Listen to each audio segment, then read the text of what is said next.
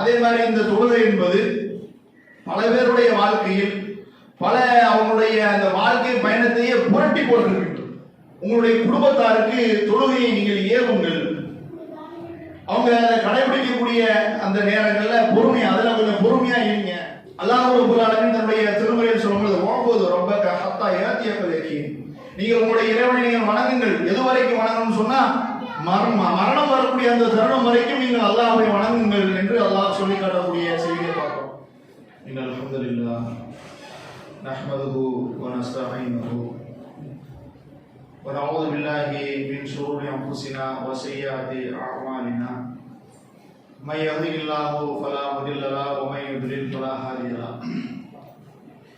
அஷ்ஹது அல்லா இலாஹா இல்லல்லாஹ் வஹ்தஹு லா ஷரீக லஹு வ அஷ்ஹது அன்ன முஹம்மதன் அப்துஹு வ ரசூலுஹு அம்மா பஅத்.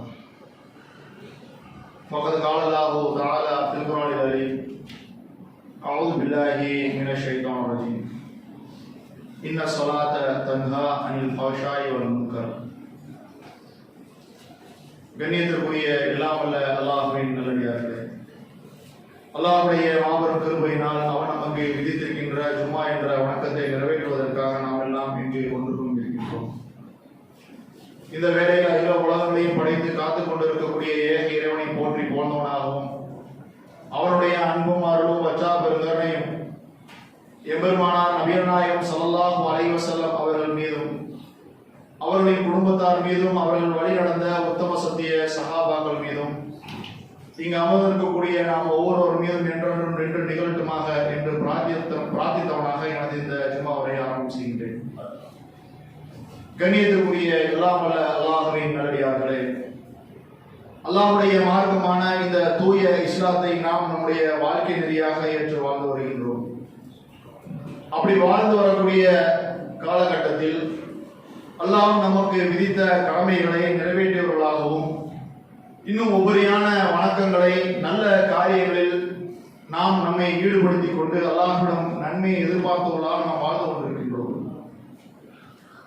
அப்படி வாழ்ந்து கொண்டிருக்கக்கூடிய நம்முடைய வாழ்க்கை பயணத்தில் இறைவனால் மிக முக்கியமாக சொல்லப்பட்ட கடமை, அல்லாஹ்வுடைய மிக பெரும் உதவியால் அருளால் நாம் நிறைவேற்றிக் கொண்டிருக்கக்கூடிய ஒரு கடமை.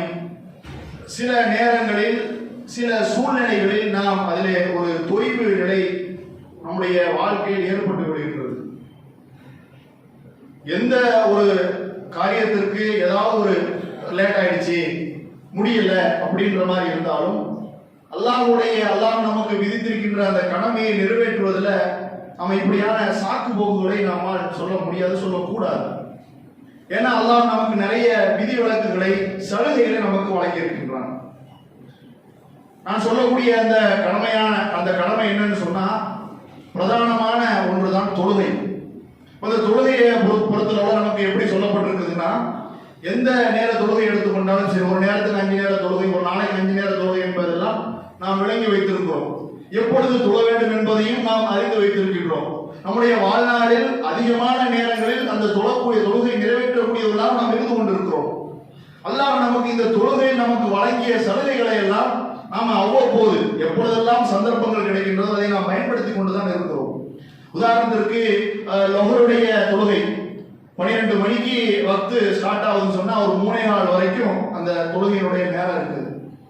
ஒரு 12:15க்கு தொழக்கூடியவங்களுக்கு இப்ப வேலை இருக்குது, மதியம் ஒரு வெளியூர் போகணும், 1 மணிக்கு போகணும் அப்படின்னா நாங்கள் உடனே டக்குன்னு வக்த பார்ப்போம், லொஹருடைய நேரம் வந்துருச்சு, தொழுதுட்டு போயிருவோம் அப்படின்னு நம்ம தொழுதுட்டு போயிருவோம்.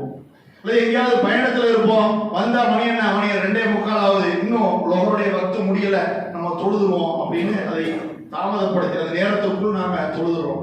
இல்ல ஒரு 25 கிலோமீட்டர், ஒரு 30 கிலோமீட்டர் தாண்டிய ஒரு பயணத்தை நாம மேற்கொள்றோம் அப்படின்னா நாம பயணத்துல இருக்கிறோம். அப்போ இந்த தொழுகையை சேர்த்து தொழலாம், சுருக்கி தொழலாம், அதையும் நாம அவ்வப்போது பயன்படுத்தி கொண்டுதான் இருக்கிறோம்.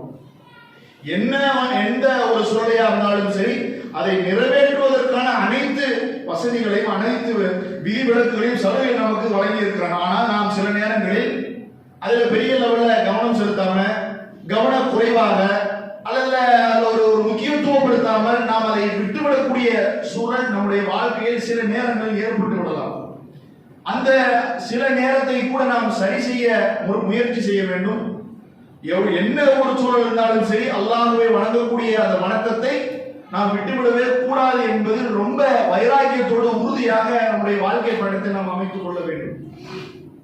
அல்லாஹ் ரப்பல் ஆலமீன் தன்னுடைய திருமறையில் சொல்லும்போது ஓம்போது ரொம்ப ஹத்தா ஏத்தியக்கலேக்கி, நீங்கள் உங்களுடைய இறைவனை நீங்கள் வணங்குங்கள். எதுவரைக்கும் வணங்கணும்னு சொன்னா மரணம் வரக்கூடிய அந்த தருணம் வரைக்கும் நீங்கள் அல்லாஹ்வை வணங்குங்கள் என்று அல்லாஹ் சொல்லி காட்டக்கூடிய செய்தியை பார்க்கிறோம். என்னுடைய மரணம் தான் நான் தொழுவதற்குண்டான தொழாம இருக்கணும் அப்படின்னா எனக்கு மரணம் வந்திருக்கும். அது இல்லாம இன்னும் 2 பேருக்கு இருக்குது. மூளை குழம்பியவர்களுக்கு சலுகை இருக்கின்றது, சிறுவர்களுக்கு சலுகை இருக்கின்றது. ஆனா இன்னைக்கு நம்ம பார்க்கிறோம், சிறுவர்கள் கூட காலை நேரங்களில் சுபு நேரங்களில் எழுந்திருச்சு பள்ளிக்கு வந்து விடுகிறார்கள். இரவு நேரங்களில் ஸ்கூலா இருக்கலாம் அல்லது அவங்களுடைய டியூஷனா இருக்கலாம், மக்ரிப் இஷாக்கு ஓடோடி வந்துகிறார்கள். இன்னும் சில இடங்களில் சில சிறுவர்கள் தங்களுடைய லொஹர் அஸ்ர் நேர தொழுகையே தங்களுடைய பள்ளிகளில் அவங்க படிக்கக்கூடிய அந்த பள்ளி கூடங்களில் தொழுகையை நிறைவேற்றக்கூடிய ஒரு அழகான ஒரு பக்குவம் அடைந்தவர்களாக சிறுவர்கள் இருந்து கொண்டிருக்கிறார்கள். அவங்களுக்கு கடமையே இல்லைன்னா கூட அந்த பிராக்டிஸ் நம்ம சொல்லிக் கொடுக்கிறோம். தொழணும், தொழுகை என்பது ரொம்ப முக்கியமானது, கண்டிப்பா விடக்கூடாது அப்படின்னு நம்ம சொல்லிக் கொடுக்கக்கூடிய அந்த பாடம் அவர்களை எந்த அளவுக்கு வைக்குதுன்னு சொன்னா, ஸ்கூல்ல போய் இருந்தாலும் கூட அந்த லோவர் நேரத்துல லஞ்ச் பிரேக்ல ஒரு சின்ன கேப்ல உட்கார்ந்து நம்ம தொழுதுருவோம். அவங்க வளர்ந்த ஒரு பருவ வயது அடையுது. அதாவது கடமையாக்கப்பட்டதற்கு பின்னால் எப்படி இருக்கிறாங்கன்னா, கல்லூரியில படிக்கும் பொழுது நண்பர்கள் ஒரு 4 பேர் சேர்ந்து ஒரு இடத்தை அமைச்சு அங்கே தொழுகை நடத்தி கொள்கிறார்கள். அதை முடித்து அலுவலர்கள் வேலை என்று சென்றதற்கு பின்னால் அங்கே சில இஸ்லாமிய நண்பர்களை அழைத்துக் கொண்டு ஒரு தொழுகைக்கான ஒரு இடத்தை ஏற்பாடு செய்து அதை நிறைவேற்றக்கூடியவர்களாக இருந்து கொண்டிருக்கிறார்கள். என்ன ஆனாலும் அந்த தொழுகையை விடுவதற்கான ஒரு சின்ன விஷயத்தை கூட நாம் நம்முடைய வாழ்க்கையில் நாம் இடம் கொடுத்து விடக் கூடாது என்பதை நாம கவனத்தில் கொள்ள வேண்டும். ஏன்னா இந்த தொழுகை என்பது அவ்வளவு மிகப்பெரிய அருள். நம்ம என்ன நினைக்கிறோம்னா, இந்த தொழுகை நம்ம அல்லாஹ்வுக்காக நம்ம செய்யறோம் அப்படின்னு நம்ம நினைக்கிறோம்ல, அப்படி இல்லை அப்படின்றத அல்லாஹ் குர்ஆன்ல நபிகள் நாயகம் ஸல்லல்லாஹு அலைஹி வஸல்லம் அவங்களுக்கு சொல்ற மாதிரி சொல்றான். உங்களுடைய குடும்பத்தாருக்கு தொழுகையை நீங்கள் ஏவுங்கள். அவங்க அதை கடைபிடிக்கக்கூடிய அந்த நேரங்கள்ல அதுல கொஞ்சம் பொறுமையா இருங்க. நீங்க சொன்ன உடனே செய்வாங்கலாம் சொல்ல முடியாது. நீங்க சொல்லுங்க, அதை அவங்க செய்வாங்க, செய்யற வரைக்கும் பொறுமையா இருங்க சொல்லிட்டு அல்லாஹ் சொல்றான், உங்கள்கிட்ட நான் உணவை நான் கேட்கல, ஒரு நசால ஒரு ரிஸ்கா உன்கிட்ட நான் உணவை கேட்கல, நான் தான் உங்களுக்கு உணவை வழங்குறேன் அப்படின்னு அல்லாஹ். நீங்க தொழுகை என்பது கடமை, நீங்க தொழுகை வைக்கிறதுனால நான் உங்கள்கிட்ட வேற எதுவும் நான் கேட்கல, தொழுகை அப்படின்ற ஒரு விஷயத்தை தான் நம்ம சொல்றோம், அதை நீங்க ஏவுங்க அப்படின்னு அல்லாஹ் குர்ஆன்ல சொல்லக்கூடிய செய்தியை பார்க்கிறோம். அதே மாதிரி இந்த தொழுகை என்பது பல பேருடைய வாழ்க்கையில் பல அவங்களுடைய அந்த வாழ்க்கை பயணத்தையே புரட்டி போட்டிருக்கின்றது. அல்லாஹ் அதுக்கான ஒரு வசனத்தை அல்லாஹ் அதுல சொல்லி காட்டுறான். இன்ன ஸலாத்த தன்ஹா அனில் ஃபஹ்ஷாய் வல் முன்கர். தொழுகை என்பது வெட்கக்கேடான காரியத்தை விட்டும் பாவத்தை விட்டும் தடுக்கும் அப்படின்னு அல்லாஹ் சொல்றான்.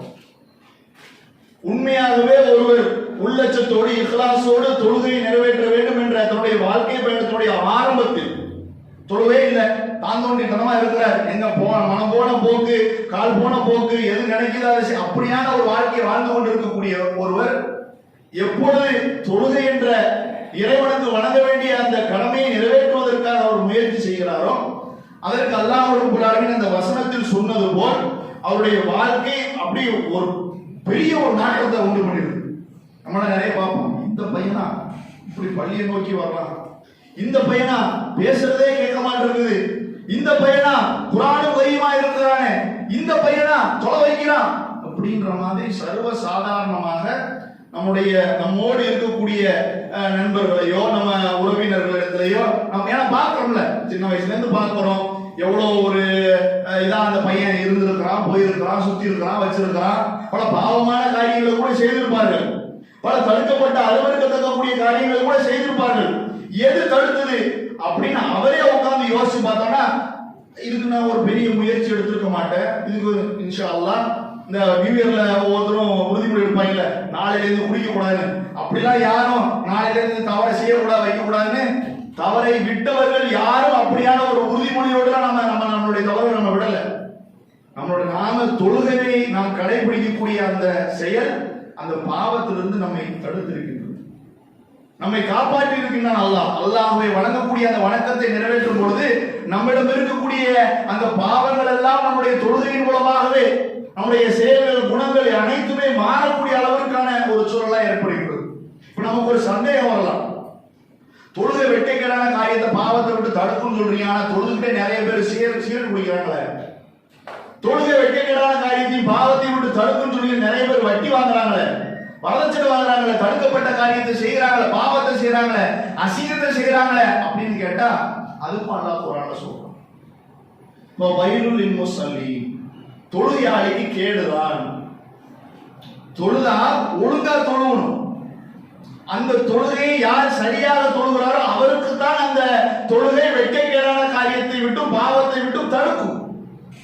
இல்ல அப்படின்னா சும்மா நம்ம வீட்டுல திட்டுவாங்க, தலைவர் ஏதாவது நினைப்பாரு, எங்க மாமா ஏதாவது நினைப்பாரு, பள்ளியாசல போயிடுவோம், 2 முட்டு முட்டிட்டு வந்துருவோம், இப்படின்ற மாதிரி யாராவது ஒருவர் அந்த தொழுகையை அவர் நிறைவேற்றுவாரையானால் கண்டிப்பாக அந்த தொழுகை அவருக்கு எந்த பயனும் தராது. அல்லாஹ் குர்ஆன்ல சொல்றான், முனாஃபிகளை பற்றி அல்லாஹ் சொல்லி காட்டுகிறான், இதா காமு இலஸ்ஸலா, அவங்க தொழுகைக்காக அவர்கள் இருப்பார்கள், ஆனால் காமு குஸாலா, சோம்பேறிகளாக இருப்பார்கள், ஒரு கவனத்தோடு அவர்கள் இருக்க மாட்டார்கள், மக்கள் பார்க்க வேண்டும் என்பதற்காக அவர்கள் தன்னுடைய தொழுகையை அமைத்துக் கொள்வார்கள், அந்த தொழுகையில் அல்லாஹ்வை குறைவாகவே அவர்கள் நினைப்பார்கள் என்று அல்லாஹ் சொல்லி காட்டுகிறான். நாம் அல்லாஹ் ஒரு தக்பீர் கட்டிட்டு வேற எங்கேயோ சிந்தனையை நம்ம பாய்ச்சோம்னா போகும், சிந்தனை போகும், போனா உடனே திரும்பி அவுதுபில்லாஹ் சொல்லி ஓடி வந்துடுறோம்ல, அது இஹ்லாஸ். அந்த தொழுகை நம்மளை காப்பாற்றும், கேடையதாக இருக்கும். அப்படியே அந்த பக்கமாவே போயிட்டோம்னா ரொம்ப அசட்டாக, ரொம்ப சோம்பேறிகளா, ரொம்ப ஒரு கவனக்குறைவாக அல்லாஹ்வை அதிகமாக நினைக்கக்கூடிய தருணம் அந்த தொழுகை, அதிலே அல்லாஹ்வை அதிகமாக நினைக்கவில்லை என்று சொன்னால் அது கண்டிப்பாக அந்த தொழுகை அவருக்கு எந்த பயனும் அளிக்காது. அல்லாஹ் தொழுகையாளிகளை பற்றி அல்லாஹ் சொல்லும் பொழுது தொழுகையாளிகள் தான் வெற்றி பெற்றவர்கள் அப்படின்னு அல்லாஹ் சில பட்டியலை போடுறான்.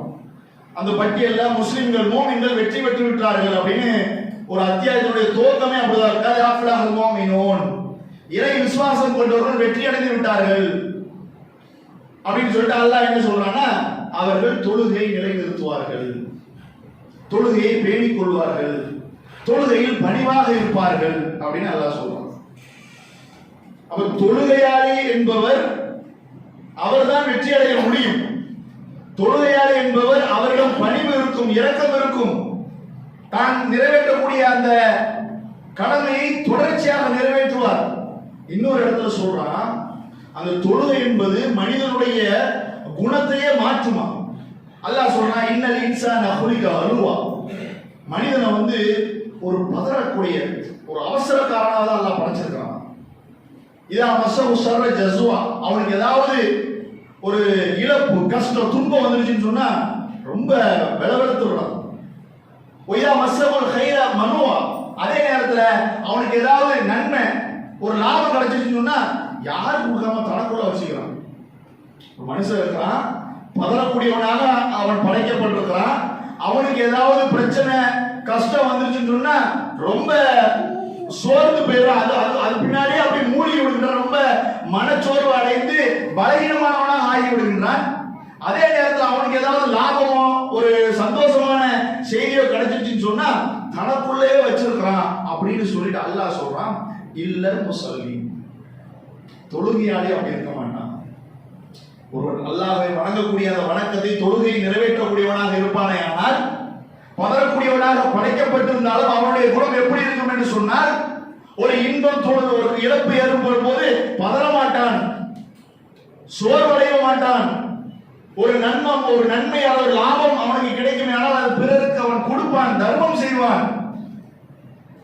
அல்லாஹ் இன்னொரு இடத்துல சொல்லும்போது, யுகீமுன ஸலாத்த வ யூதுன ஸகாத வ மிம்மா ரஸக்னாஹும் யுன்ஃபிகூன், தொழுகையை நிலைநாட்டி ஜகாத்தை நிறைவேற்றக்கூடியவருடைய பண்புகள் எப்படி தெரியுமா இருக்கும், நான் அவருக்கு வழங்கி, அல்லாஹ் சொல்றான், அல்லாஹ் வழங்கியதிலிருந்து அவர்கள் செலவு செய்வார்கள். அல்லாஹ் தொழுகையாளிகளுக்கு என்று தொழுகையை நிறைவேற்றினால், தொழுகையை கடைபிடித்தால் அவர்களுக்கு என்று சில குணங்கள் வந்துவிடும். அதை அல்லாஹ் பட்டியலிடுகின்றான். அல்லதீனும் அலா ஸலாத்திஹிம் தாயிமூன், அவர்கள் தொழுகையை விடாமல் தொடர்ச்சியாக அவர்கள் அதை பின்பற்றுவார்கள். நாளை மறுமையை அவர்கள் நம்புவார்கள், தனக்கு வழங்கிய அந்த செல்வத்திலிருந்து தர்மங்களை கொடுப்பார்கள், அல்லாஹ்வை அஞ்சி தன்னுடைய வாழ்க்கையை அமைத்துக் கொள்வார்கள். அவர்கள் தான் சொர்க்கத்துக்குரியவர்கள், அந்த சொர்க்கத்தில் அவர்கள் கண்ணியப்படுத்தப்படுவார்கள் என்று அல்லாஹ் ஒரு இடத்துல சொல்றான்.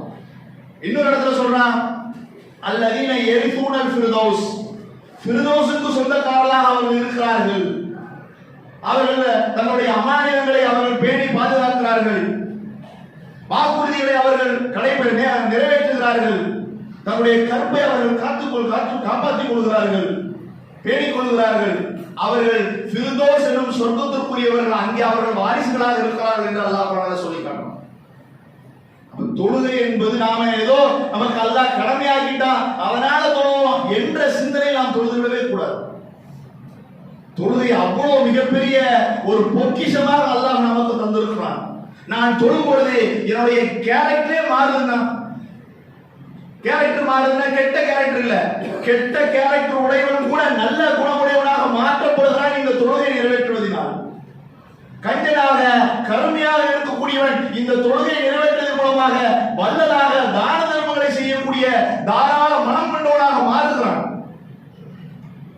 இந்த தொழுகை நிறைவேற்றும் பொழுது அருவருக்கத்தக்கக்கூடிய அசிங்கமான காரியத்தை பார்ப்பதை விட்டு செய்வதை விட்டு தன்னுடைய கற்பை அவன் பேணி பாதுகாத்துக் கொள்கிறான். ஏதாவது ஒரு அமானிதமாக ஒன்று உங்களிடம் கொடுக்கப்பட்டால், கடனோ அல்லது சும்மா வச்சியான திரும்ப வாங்கி, இன்னைக்கு அதான நடந்துட்டு இருக்கு. கடனை கொடுக்கிறது, கடனை வாங்கும் போது அவன் அடைஞ்சதை விட கடனை அவன் திருப்பி கொடுத்தவன் அவன் எவ்வளவு அடைகிறான். ஏமாத்தணும், தள்ளி போடணும், முடிஞ்ச அளவுக்கு இல்லைன்னு சொல்லி அவனை தட்டி விடணும். இப்படித்தானே இன்னைக்கு மனிதனுடைய இயல்பான சூழல் இருக்குது, மனநிலை அப்படித்தானே இருக்குது. ஒரு வாக்குறுதியை கொடுக்கிறோம், வாக்குறுதி தானே, யார் வந்து கேட்க போறா? யார் தொழுகையை சரியான முறையில் தன்னுடைய வாழ்க்கையில் அந்த தொழுகையை சீராக்குகிறார்களோ அவர் தங்களுடைய அமானிதங்களை பேணுவார். தாங்கள் கொடுத்த அந்த வாக்குறுதிகளை முடிந்த அளவுக்கு நிறைவேற்றுவார். முடிந்த அளவுக்குன்னா அப்படி இல்லை என்றாலும் கூட காரணம் சொல்லியிருக்கோம். உங்களுக்கு இன்னைக்கு கொடுக்குறேன்னு சொல்லியிருந்தேன், இன்னைக்கு முடியல, ஒரு 2 நாள் வெயிட் பண்ணுங்க, ஒரு மாசம் வெயிட் பண்ணுங்க, ஒரு வாரம் வெயிட் பண்ணுங்க. அதுதானே சரி. இன்னைக்கு தர்றேன், திருப்பி தர்றேன்னு ஒரு பொருளை வாங்குறோம், அந்த டேட் வந்துருச்சுன்னா நாம வாலண்டியரா போய் என்னால முடியலங்க அப்படின்னு சொல்றது தானே சரி. நம்மிடம் ஒருவர் அப்படி செஞ்சா நாம அதுதானே எதிர்பார்ப்போம். இதையெல்லாம் யாருக்கு இந்த குணங்கள் எல்லாம் வருகின்றது என்று சொன்னால், யார் தொழுகையை பேணி பாதுகாக்கிறார்களோ அவர்களுக்கு இந்த குணங்கள் எல்லாம் வருகின்றது என்று அல்லாஹ் தன்னுடைய திருமறை வசனங்கள் மூலமாக சொல்லி காட்டுகின்றார். அது மாத்திரமல்ல, இந்த தொழுகை நம்முடைய பாவங்களை எல்லாம் போக்கக்கூடிய ஒரு அம்சமாக அல்லாஹ் இந்த தொழுகையை ஏற்பாடு செய்து வைத்திருக்கிறார். தொழுகைக்காக நாம் பள்ளிக்கு வரும் பொழுது நாம் எடுத்து வைக்கக்கூடிய ஒவ்வொரு எட்டுக்கும் ஒரு நன்மை இருக்கின்றது. நீங்க எல்லாம் பாருங்க, கடந்த மாதம் ரமலான் மாதம் பள்ளிகள் எல்லாம் நிரம்பி வழிந்தது. அது சுபூஹாக இருக்கட்டும், லொஹராக இருக்கட்டும், அசராக இருக்கட்டும், மக்ரிபாக இருக்கட்டும், இஷாவாக இருக்கட்டும், அல்லது உபரியாக நடந்த இரவு தொழுகையாக இருக்கட்டும், பள்ளிகள் எல்லாம் நிரம்பி வழிந்தது. பள்ளிகளை வைத்திருக்கக்கூடிய நம்முடைய சகோதரர்கள் இன்னொரு தளம் எழுப்ப வேண்டுமோ, இன்னும் பக்கத்தில் இழந்த சேர்த்து வாங்க வேண்டுமோ என்ற சிந்தனைக்கு வரக்கூடிய அளவிற்கு பள்ளிகள் எல்லாம் நிரம்பி வழிந்தது. எல்லா பள்ளிகளும், இதுல இந்த ஜமாத் அந்த ஜமாத் எந்த அந்த பீரியட் அந்த வேற்றுமை இல்லை, எல்லா பள்ளிகளும் நிரம்பி வழிந்தது. ரமலான் முடிந்து ஷவ்வால் பள்ளியில ஆளக்கான. ஏன் ரமலானை மட்டும்தான் தொழுகை நமக்கு கடமையாக்கப்பட்டதா? ரமலானை மட்டும்தான் நாம் அல்லாஹ்வுடைய ஆலயத்தை தேடி ஓடி வர வேண்டும் என்று அல்லாஹ் நமக்கு சொல்லி இருக்கின்றானா? அல்லது ரமலானில் வந்தா மட்டும்தான் உனக்கு நன்மை, இன்ன பிற மாதத்துல நீ எடுத்து வைக்கக்கூடிய ஒவ்வொரு எட்டுக்கும் உனக்கு நன்மை கிடையாது, உன்னுடைய பாவத்தை நான் போக்க மாட்டேன் என்று அல்லாஹ்வுடைய தூதர் நமக்கு சொல்லி இருக்கிறார்களா? அந்த செய்தி எப்படி வருது? அல்லாஹ்வை வணங்குவதற்காக அல்லாஹ்வுடைய ஆலயத்தை நோக்கி நீங்கள் எடுத்து வைக்கக்கூடிய ஒவ்வொரு எட்டிற்கும் ஒரு நன்மை, நீங்கள் எடுத்து வைக்கக்கூடிய ஒவ்வொரு எட்டிற்கும் உங்களுடைய பாவத்திலிருந்து ஒன்று குறைக்கப்படுகின்றது. ரசூலா காலத்துல பள்ளியிலிருந்து ரொம்ப தூரத்துல இருந்தாங்க சஹாபாக்கள். அப்ப கேட்கிறாங்க, ரசூலாட்ட முறையிடுறாங்க, யார சொல்றாங்க, ரொம்ப தூரத்துல நாங்க இருக்கிறோம், பக்கத்துல ஏதாவது எங்களுக்கு இடம் ஒதுக்கிட்டாங்க அப்படின்னு ரசூலா அதை சொல்றாங்க. நீங்க தூரத்துல இருந்து வந்தீங்கன்னா உங்களுக்கு அதுக்கான நன்மை இருக்குது, ஒரு எட்டுக்கு இவ்வளவு நன்மை இருக்கு, ஒரு எட்டுக்கு ஒரு பாவம் குறையுது, அப்படின்னு சொல்லும் போது இப்ப நான் மாத்தி தரவான்னு கேட்கும்போது வேணான்றாங்க. ஏன்? ஒரு எட்டுக்குண்டா ஒரு நன்மையை கூட அவர்கள் இழப்பதற்கு தயாராக இல்லை. அதுல ஒரு எட்டுக்கு ஒரு நன்மை கிடைக்குது, ஒரு பாவம் குறைக்கப்படுது. நாம் அல்லாஹ்வுடைய ஆலயத்தை நோக்கி ஒவ்வொரு பக்துக்கும் வர வேண்டும் என்று அவர்கள் ஆசைப்பட்டு தூரத்தில் நாங்கள் அங்கேயே இருந்துக்கிறோம், நாங்கள் வந்துக்கிறோம் அப்படின்றவர்களுக்கு சொன்னார் என்ற செய்தியை நாம் பார்க்கிறோம். நமக்கெல்லாம் இதெல்லாம் என்னங்க, இங்க விட்டா அங்க பிடிச்சிருவோம் அப்படின்னு நம்ம நினைக்கிறோம். பிடிச்சிருவோம்னா கடைசியில் நம்ம மரணம் நமக்கு வந்துடும். இந்த தொழுகை அப்ப அதனாலதான் கடைசி நேரத்தில் மனுஷன் சொல்லுவானே, யா அல்லாஹ் இர்ஜூ என்ன திருப்பி அனுப்பு, லாலி அமலன் சாலியன் ஃபீமா தரத்து, நான் விட்டு வந்த அமலை நான் செஞ்சுட்டு வந்தேன், நான் செய்யணும் நினைச்சேன், இப்ப செஞ்சிடும் அப்ப செஞ்சிடும் நினைச்சேன், செய்யாம விட்டுட்டேன், என்ன அனுப்பு நான் செஞ்சுட்டு வந்துடுறேன்.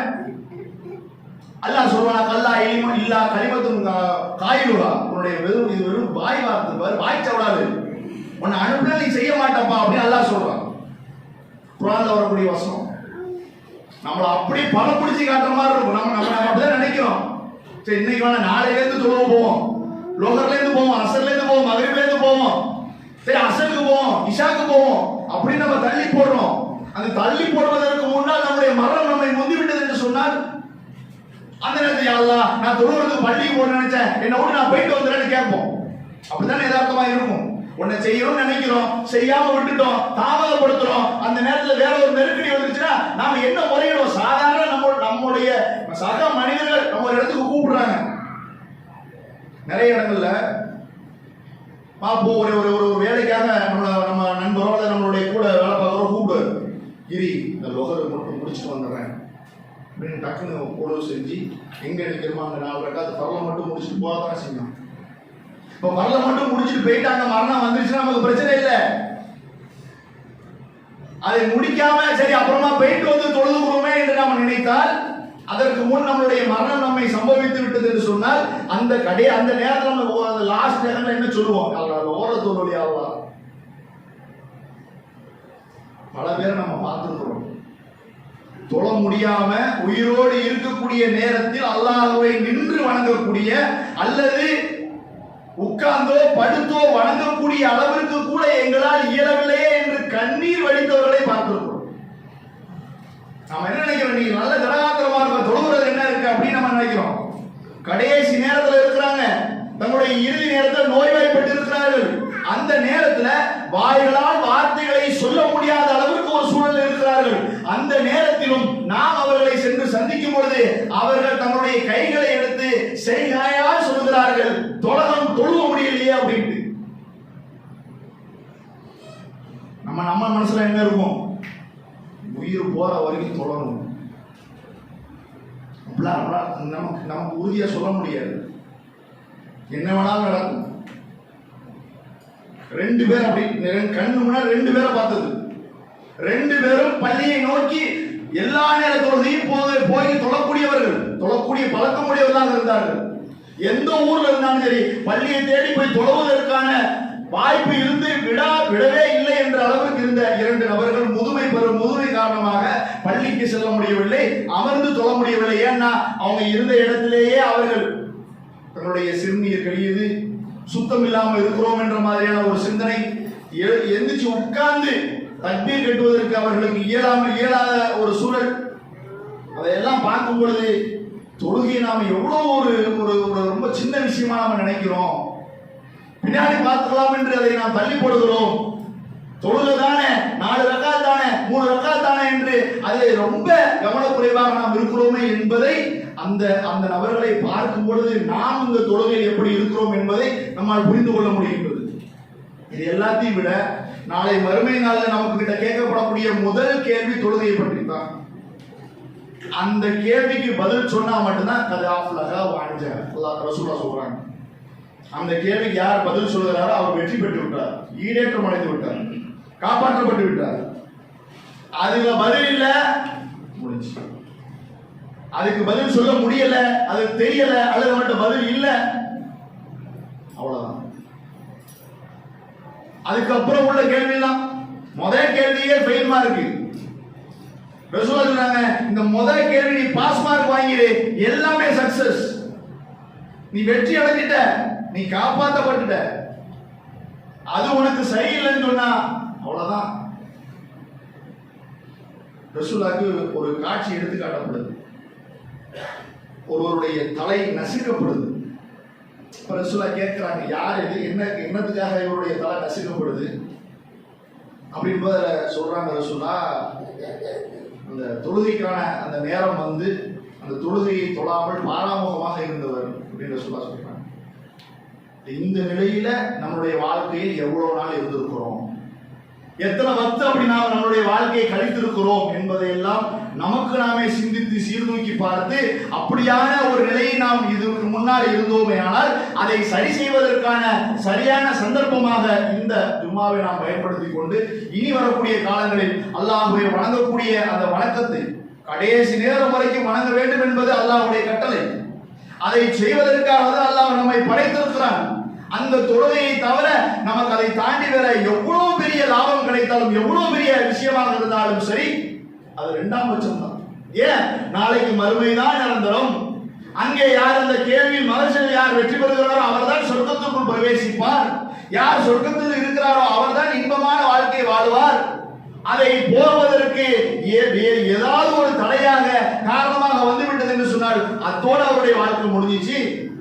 நரக நெருப்புல பொதி நிலையில அவர் தன்னுடைய இருப்பிடத்தை, தன்னுடைய ஆடையை, தன்னுடைய விரிப்பை, தன்னுடைய சுவாசிக்கக்கூடிய காற்றை அனைத்தும் நெருப்பாக இருக்கும். அப்படியான ஒரு இடம் பாவிகளுக்காக அல்லாஹ் தயார் செய்து வைத்திருக்கிறார். அந்த இடத்திற்கு நான் சென்று விடக் கூடாது என்று சொன்னால் இந்த உலகத்தில் என்னிடம் என்ன எனக்கு கிடைக்கக்கூடிய ஒரு 1000 ரூபாயை நான் இழந்து கூட நான் தொழுகை நான் நிறைவேற்ற வேண்டும் என்று சொன்னால் தொழுகையை நாம் தேர்வு செய்ய வேண்டும். அல்லாஹ்வுடைய ஆலயத்தை நோக்கி ஓடோடி வருவதில் எனக்கு நன்மை கிடைக்கும் என்று சொன்னால் அதற்கு நாம் எத்தனைக்க வேண்டும். நபிகள் நாயகம் ஸல்லல்லாஹு அலைஹி வஸல்லம் அவர்கள் சொல்கிறார்கள், ஒருவர் அல்லாஹ்வுடைய ஆலயத்தை தொழுவதற்காக வரும்பொழுதெல்லாம் அல்லாஹ் ரப்பல் ஆலமீன் அவருக்கான மாளிகை அல்லாஹ் ரப்பல் ஆலமீன் கட்டி கொண்டே இருக்கிறாராம். நான் பள்ளிக்கு வரேன், காலையில வர்றேன், அல்லாஹ் என்ன செய்யறான், அப்துல்லா வரானா, அப்துல்லாக்கு அந்த வீட்டை ரெடி பண்ணுங்க, புரிஞ்சுக்கிறதுக்கு அப்படி சொல்ல, அல்லாஹ் ரெடினா ரெடி ஆயிருங்க. சாயங்காலம் அசருக்கு வர்றேன்னா அடுத்து டெவலப் பண்ணுங்க. ஒரு வீடு அப்படித்தானே கட்டப்படுது. முதல்ல இடம் அளக்கப்படுது, அப்புறம் அஸ்திவாரத்துக்காக குழி தோண்டப்படுது, அதற்கு பின்னால் அஸ்திவாரம் போடப்பட்டு அப்புறம் கட்டடங்கள் எழுப்பப்படுதா இல்லையா? இப்படி தன்னுக்கான ஒரு அடியானுக்கான ஆலயத்தை இல்லத்தை அல்லாஹ் ரப்பல் ஆலமீன் தயார் செய்கிறான். ஒவ்வொரு நாளும் அந்த அடியான் அல்லாஹ்வுடைய ஆலயத்தை நோக்கி வரக்கூடிய நேரம். இதெல்லாம் கவனத்தில் கொண்டு முன்னாடி இதையெல்லாம் கவனத்தில் கொண்டு நம்முடைய வாழ்க்கையை எல்லா நேரங்களும் தொழுகை நிலைநாட்டக்கூடிய, தொழுகையை நிலைநிறுத்தக்கூடிய ஒரு மக்களாக அடியானாக நாம் வாழ்ந்து மன்னிக்க வேண்டும். அல்லாஹ் ரப்பல் ஆலமீன் அப்படிப்பட்டவர்களாக நம் அனைவரையும் ஆக்கி அருள் புரிய வேண்டும் என்று கேட்டுக்கொண்டு என்னுடைய உரையை நிறைவு செய்கிறேன். வாஹிரு தஅவானா அல்ஹம்துலில்லாஹி ரப்பில் ஆலமீன். அஸ்ஸலாமு அலைக்கும். அல்ஹம்துலில்லாஹ். கண்ணியத்திற்குரிய எல்லாம் அல்லாஹ் தொழுகையாடிக்கு அது இஹ்லாஸோடு தொழக்கூடியவர்களுக்கு நாளை மறுமை நாளில் கிடைக்கக்கூடிய மிகப்பெரிய ஒரு அந்தஸ்து பரிசு என்னன்னு சொன்னா, நம்மை படைத்த இறைவனை நாம் கண் முன்னால் பார்ப்போம். அப்படி பார்க்கும் பொழுது யார் இஹ்லாஸோடு பூமியில் தொழுதாரோ, அல்லாஹ்வை நம்மை படைத்த ரப்புல் ஆலமீனை நம் கண் முன்னால் பார்க்கும் பொழுது அப்படியே சஜிதாவில் விழுந்து நேரடியாக அல்லாஹ்வுக்கு சஜிதா செய்யக்கூடிய ஒரு அடியார்களாக அங்கே இருக்கும். அப்படியே சஜிதா செய்யக்கூடிய நேரத்தில் கூட சில பேருக்கு சஜிதா செய்ய முடியாதான். அவங்க யாருன்னா தொழாதவங்க கிடையாது. அதுக்கு முன்னாடி இந்த சம்பவத்துக்கு முன்னாடியே தொழாதவங்க, வேற வேற விஷயங்களை வணங்கினவங்க எல்லாம் போயிடுவாங்க. அல்லாஹ்வை மட்டுமே ஏற்றுக்கொண்டிருக்கக்கூடிய ஒரு கூட்டம் இருக்கும். அந்த நேரத்தில் அல்லாஹ் தன்னுடைய கெண்டை காலை வெளியே காட்டுவான். அல்லாஹ் குர்ஆன்ல சொல்றார், யௌம யக்ஷஃபு அன் ஷாக், திரைச்சிலையை நெகட்டி அல்லாஹ் கெண்டை காலை சொல்லும்போது அவர்கள் சஜ்தா செய்ய முற்படுவார்கள். அவங்களால முடியாது, சில பேரால் முடியாது. அவங்க யாரு? அவங்க பூமியில் அல்லாஹ்வை தொழும் பொழுது பிறருக்காக, பிறர் பார்க்க வேண்டும் என்பதற்காக இஹ்லாஸ் இல்லாமல் தங்களுடைய தொழுகையை நிறைவேற்றியவர்கள் என்று நபிகள் நாயகம் ஸல்லல்லாஹு அலைஹி வஸல்லம் அந்த நிலையை நாம் அடைந்து விடாமல் நம்மை படைத்த இறைவனுக்காக நாம் தினந்தோறும் 5 நேர தொழுகையில் அவனுக்காக ஒவ்வொரு ரக்காத்திலும் 2 முறை சஜ்தாவில் விடக்கூடிய நாம் அவனை நம் கண் முன்னால் பார்த்து நேரடியாக பார்க்கும் பொழுது நேரடியாக அவனை சஜ்தா செய்யக்கூடிய நன்மக்களாக நாம் இருக்க வேண்டும் என்று சொன்னால் தொழுகையை சரியான முறையில் கடைசி வரைக்கும் நாம் பின்பற்ற வேண்டும், கடைபிடிக்க வேண்டும். அதே நேரத்தில் அது இஹ்லாஸோடு உள தூய்மையாக விரும்பி மனம் விரும்பி அந்த தொழுகையை நாம் நிறைவேற்ற நிறைவேற்றும் பொழுது கண்டிப்பாக நாளை மறுமையில் அல்லாஹ்வை சந்திக்கும் பொழுது அவனுக்கு சஜதா செய்யக்கூடிய ஒரு பாக்கியத்தை நாம் பெற முடியும். அப்படிப்பட்ட அந்த பாக்கியத்தை பெறக்கூடிய நன்மக்களாக நம் அனைவரையும் அல்லாஹ் ரப்பல் ஆலமீன் ஆக்கி அருள் புரிய வேண்டும் என்ற பிரார்த்தனையோடு என்னுடைய உரையை நிறைவு செய்கின்றேன். வாஹிர் தாவானா அல்ஹம்துலில்லாஹி ரப்பில் ஆலமீன். அஸ்ஸலாமு அலைக்கும் வரஹ்மத்துல்லாஹி வபரகாத்துஹு.